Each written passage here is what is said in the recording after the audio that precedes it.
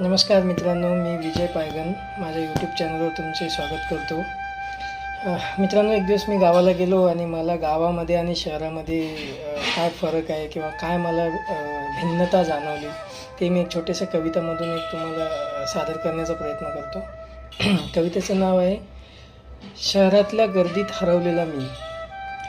शहरातल्या गर्दीत हरवलेला मी गावात येऊन स्वतःची ओळख पटवतो.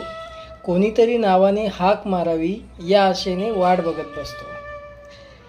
मग गावातही आपण वेगवेगळे अनुभव घेत असतो. गावातल्याही माणसाने नावाने हाक मारली की कसं जिवंत असल्यासारखे वाटते. जर एक कप चहा जरी विचारला ना तर कसं जेवण झाल्यासारखं वाटते. सोसायटीमध्ये कधी आमची दारं उघडत नाही. गावामध्ये घराला कधी कडी लावायची गरजसुद्धा पडत नाही.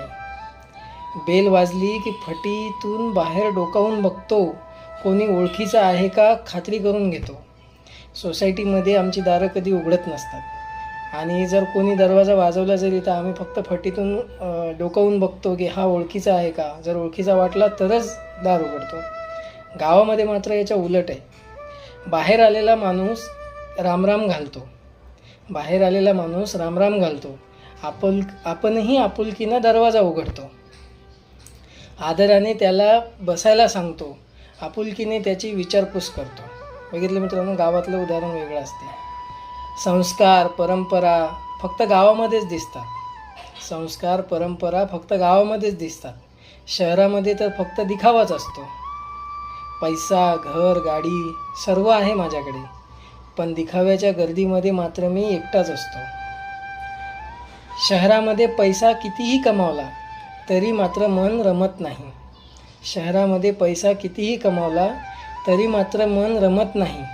सुख आणि शांतता मात्र मनाला गावात गेल्याशिवाय भेटत नाही.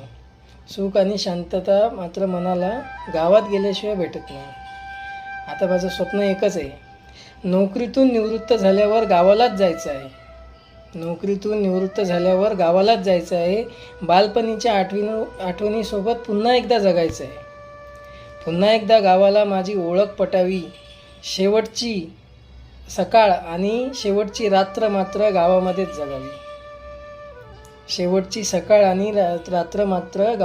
जगावी. तर मित्रांनो, हे गावामधला आणि शहरामधला फरक आहे. तुम्हाला या कवितेमधून कसं वाटलं मला नक्की सांगा. जर आवडली असेल तर लाईक करा आणि शेअर करा. धन्यवाद.